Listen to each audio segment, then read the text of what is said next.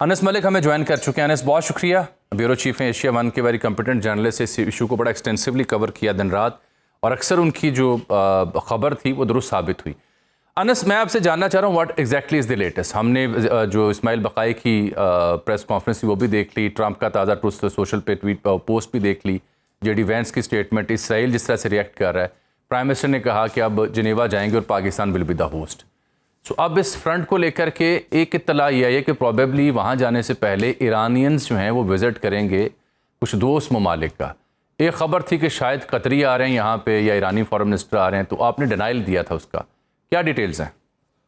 بہت بہت شکریہ جامی صاحب فار ہیونگ می آن دا شو. دیکھیں, میری آپ کی گزشتہ ہفتے جب بات ہوئی تھی تو میں نے آپ کو یہ بتایا تھا کہ یہ ہفتہ بڑا ڈیسائسو ہے اور وہ الفاظ استعمال ہوئے تھے کہ we are the closest to a deal than ever before, اور وہی الفاظ پھر وزیر اعظم شہباز شریف نے اپنے جو ایکس کے پیغام میں استعمال کیے جمعے کی رات کو.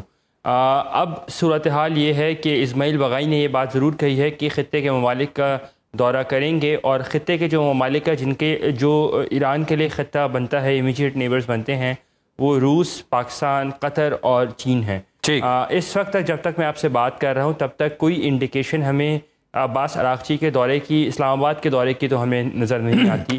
لیکن مجھے اس بات پہ حیرانگی نہیں ہوگی کہ شاید وہ جانے سے پہلے ایک حاضری جسے کہتے ہیں وہ اسلام آباد کی کر لیں تاکہ آئرن آؤٹ ڈیٹیلز کر لیں. اس وقت جب میں آپ سے بات کر رہا ہوں تو ایک تکنیکی سطح کے اوپر جو ہے وہ بات چیت صرف اور صرف جو قطر میں ایران کے جو منجمد اثاثے ہیں, جو مالی اثاثے ہیں, اس حوالے سے ٹیکنیکل سطح کے اوپر بات چیت چل رہی ہے. تقریباً 1.5 سے 2 گھنٹے کا یہ وقت ہو چکا ہے. انس یعنی آپ یہ کہہ رہے ہیں کہ قطری جو ڈیلیگیشن ہے they are still there in Tehran? نہیں, قطری ڈیلیگیشن واپس چلا گیا تھا 17 گھنٹے بعد, اور قطر کا رول جو اس پورے ثالثی کے دور میں ہے وہ صرف اتنی حد تک ہے کہ جو ایرانی اثاثے جو فروزن اثاثے ہیں, خاص طور پہ جو کیش اثاثے ہیں, ان کو لے کے قطر کا رول جو ہے وہیں تک لمیٹڈ ہے. اسی حوالے سے جو کہ ٹیکنیکل ٹیمز جو 11 اپریل کو ہونے والی بات چیت تھی اس میں 3 حصے میں ٹیکنیکل ٹیمز ڈیوائڈ کر دی گئی تھیں. پہلا تھا لیگل, دوسرا تھا پولیٹیکل اور تیسرا تھا اکنامک. تو جو اکنامک سائیڈ ہے اس کو ہمتی صاحب جو کہ گورنر ہیں سینٹرل بینک کے تہران کے, وہ لیڈ کر رہے ہیں. وہ اس وقت قطر میں موجود ہیں اور میری اطلاع کے مطابق, اور ان کی بات چیت جو ہے وہ چل رہی ہے تکنیکی سطح پہ. یہ ایک پری لوڈ ہے جو آئندہ ہفتے ہونے والی بات چیت کے سے پہلے کا. ایک بات. دوسری بات یہ کہ اب کیا ہوگا جب جمعے کے دن پاکستان ہوسٹ کرے گا, تو پاکستان جو ہے نہ صرف ہوسٹ کرے گا بلکہ میری انڈرسٹینڈنگ یہ ہے کہ شاید دوسرے دوست ممالک کے وزراء خارجہ وہ ضرور وہاں موجود ہوں گے, جس میں ترکیہ, سعودی عرب اور مصر کے وزراء خارجہ بھی ہیں. میں ان کی پریزنس کو رول آؤٹ نہیں کر سکتا. دوسرا یہ کہ پاکستان کے علاوہ پاکستان پہلے واحد وٹنس ہونا تھا, لیکن اب شاید قطر بھی وہ اس معاہدے کا یہ جو سائننگ ہوگی اس کے اوپر وہ بطور وٹنس, بطور گواہ جو ہے پہلی اگریمنٹ پہلے فیز کا وہ مجھے ہوتا ہوا نظر آتا ہے. جی بالکل ٹھیک. انس ملک صاحب, اگر میں آپ سے جاننا چاہوں کہ جمعے کو 19 تاریخ کو جنیوا میں منظرنامہ کیا ہوگا اور پاکستان بینگ ہوسٹ کیا تیاریاں کر رہا ہے, جمعے کے بیچ 3-4 دن ابھی ہیں, ان 3-4 دنوں میں کیا ڈیولپمنٹس ہو سکتی ہیں, اور وہ جنیوا جمعہ وہ منظر کیا ہوگا؟ دیکھیں, ابھی سے لے کے آج پیر کے دن ہم بات کر رہے ہیں, تقریباً 4 روز بچے ہیں.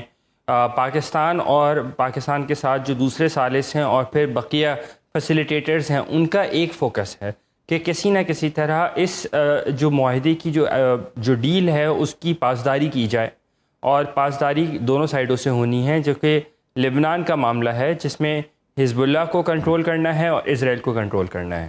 تو ان دونوں کے اوپر فوکس ہے, نمبر 1. نمبر 2, جمعے کے دن منظرکشی کچھ اس طرح سے ہے کہ باقر قلیباف صاحب جو ہیں وہ پہنچیں گے, ایرانی وفد کی سربراہی کرتے ہوئے. ان کے ہمراہ سید عباس عراقچی ہوں گے. وہ میرے خیال سے جمعرات کی رات یا جمعے کی صبح جو ہے, علیہ صبح جو ہے وہ پہنچ جائیں گے جنیوا. اور جے ڈی وینس بھی جو ہیں وہ تقریباً صبح علیہ صبح تو خیر نہیں, لیکن میرے خیال سے 10-1 بجے کے قریب پہنچ جائیں گے.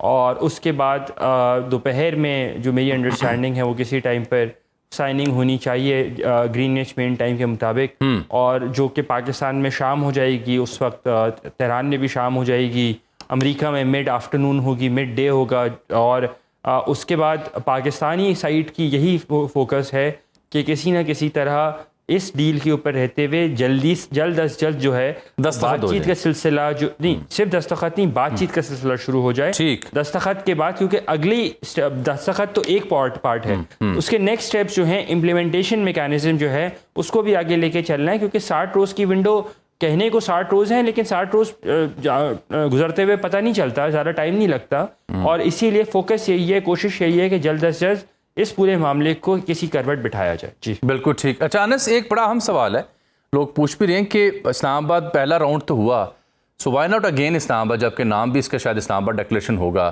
جنیوا کیوں؟ میرے خیال سے جنیوا پیورلی لاجسٹیکل ریزنس تھیں.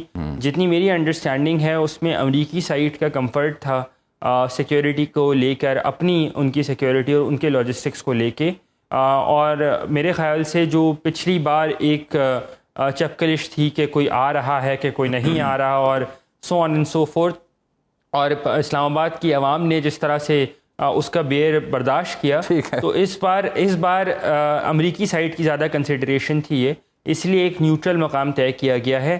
بات چیت کے حوالے سے بھی جو بات چیت کا اگلا راؤنڈ ہوگا اس کے لیے بھی 3 چیزیں سجیسٹ کیے گئی ہیں. ایک تو پہلی ڈیسٹینیشن اسلام آباد ہے, ایرانی سائٹ کی پرائرٹی وہ ہے. دوسری ڈیسٹینیشن دوحہ ہے, اور تیسرا بڑا امپورٹنٹلی ہائبریڈ فارمیٹ بھی سجیسٹ کیا گیا ہے. اس کا مطلب یہ کہ ضروری نہیں سامنے بیٹھ کے بات چیت کی جائے ٹیکنیکل سطح کے اوپر, بلکہ ہائبریڈ فارمیٹ میں, آن لائن فارمیٹ میں, کوئی اسلام آباد آ جائے, کوئی دوحہ چلے جائے, کوئی واشنگٹن میں بیٹھا رہے, کوئی تہران میں بیٹھا رہے, سو آن اینڈ سو فورتھ, ایسے بات چیت بھی